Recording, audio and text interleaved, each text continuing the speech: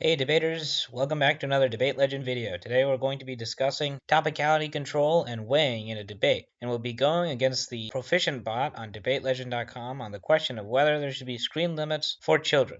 Alright, so let's start the debate, and it looks like our opponent, Resplendent River 659, says that excessive screen time for children can detrimentally impact mental and physical development. Studies indicate a correlation between extended screen use and issues such as obesity, sleep disruption, and attention deficits. Limiting screen time encourages healthier, more active lifestyles, promoting social interaction and cognitive development through real-world experiences. Structured boundaries help children to develop self-discipline, ensuring they balance digital engagement with other essential activities, such as physical play and reading. Therefore, implementing screen time limits is a logical and necessary step to foster a more holistic and beneficial growth environment for children. So for our opening argument, we're not going to respond to that directly, but let's go ahead and talk about topicality control first. Topicality needs to be controlled at the start of the debate, and what that means is defining terms so that they help your side. We'll first start by defining the word should. Say that this should be defined and as a moral imperative for parents to enforce on their children with no choice from the children themselves. This is a little bit more authoritative and definitely reduces the amount of choice that we're giving parents and children. This is going to help us win the debate because it makes it seem more definitive and more impactful.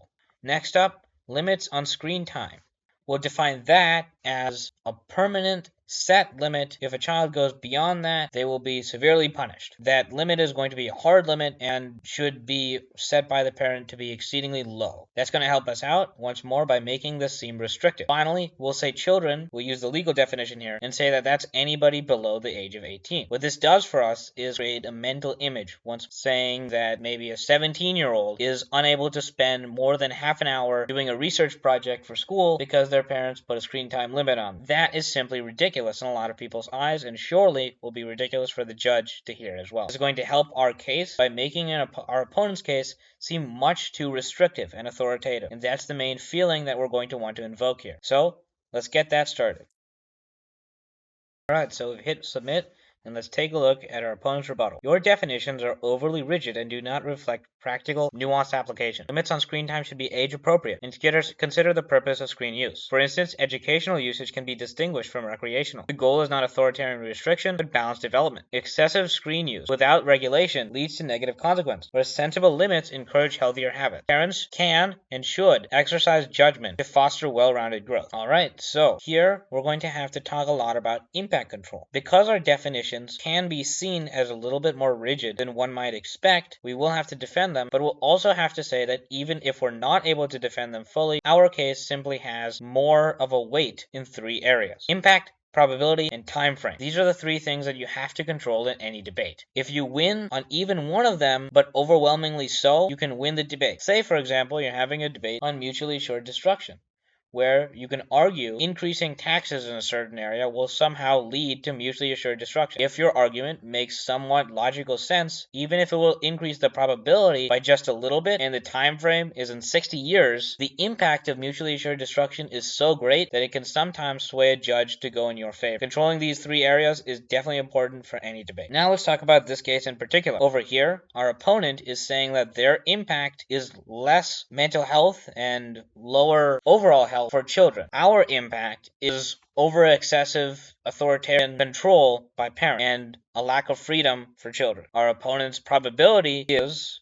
well, it's not that great. There's no direct probability, but the things that our opponent are saying is purely speculative. And through moderate control for children and who are able to make their own decisions probably by the age of 17 and before that even, it becomes more and more unlikely. Now, finally, as far as time frame goes, our opponent doesn't really have a time frame, but is just saying that it will have some short-term effects and some long-term effects if we say that there should be screen time limits for children. Now, first up, we do need to defend our definitions. So in the start, we're going to go ahead and make a justification for all three of our definitions. Should is pretty self-explanatory. It's an obligation. Limits on screen time is not overly authoritative because, well, that's what a limit is. It's something that you're not able to cross. Finally, children, we're using a legal definition, so it should be fine. Finally, we can go ahead and point out these three separate areas: impact, probability, and time frame, and show how we win on each one. In impact, we can say that take a dictatorship. dictatorship. Dictatorships are generally seen as bad because they give too much power to one person. In the same way, making an authoritarian household can once more be seen as giving too much power to the parents and thus restricting and reducing development for the child, especially if they're just using their screen for informative purposes. Also, by just saying parents can and should exercise judgment to foster well-rounded growth, that's a vague statement, and misused power is often quite bad, so we win on impact. Next up is probability. We can say that over the course of millions of parents and millions of children across at least the United States, well, of course you're going to have at least a few that are going to go ahead to our maximum impact and start being overly controlled. This is going to say that even if there's one case in which our impact works, it's so great that we win on probability as well. Finally, time frame. There are a lot of parents who are already quite authoritative and will just take more authority as time goes on. So time frame, we can say that the impacts are almost immediate. Thus, we win on time frame as well. Controlling these three factors should give us an edge over our opponent and hopefully make us win the debate. Let's go ahead and type it out.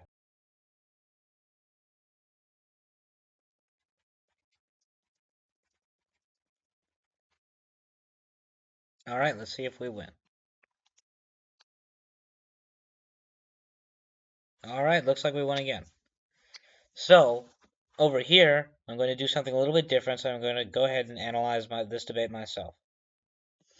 My opponent's first argument was simply that structured boundaries will help children go ahead and self-discipline in the future, and that excessive screen time will simply lead to obesity, sleep disruption, and attention deficits.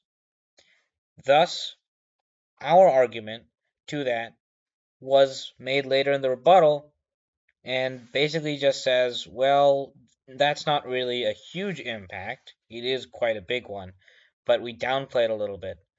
Then it's also unlikely, though, and our opponent doesn't make the case that it will be likely or that it will happen quickly. It's simply speculative, and that's something that you don't want to do a lot in a debate. Speculating is not a good idea unless you have some good evidence to back that speculation up.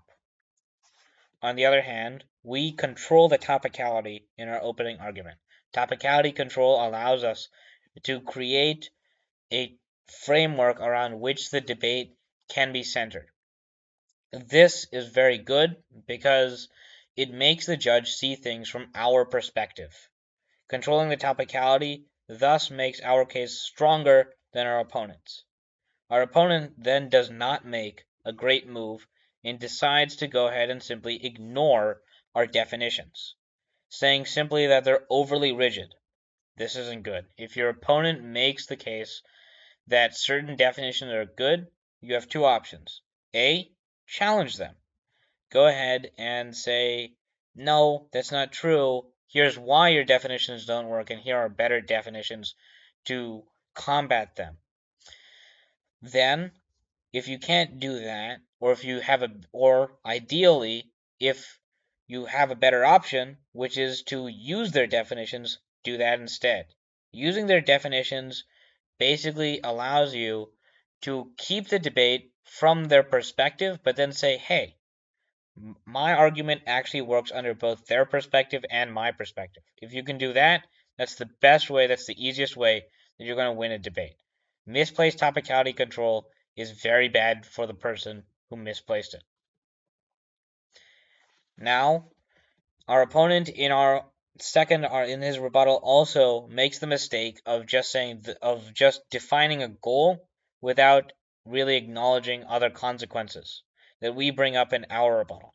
In our rebuttal, we go ahead and simply win on impact, probability, and time frame after rebutting their rebuttal quite quickly. This is probably the best way. If you can't structure your argument in any other way, structure it this way. Simply say, my impact is this, my probability is this, and my time frame is this in the rebuttal. That's great because number one, it structures things quite well for the judge, and number two, if the judge is just looking for something in these 3 points, you're going to win.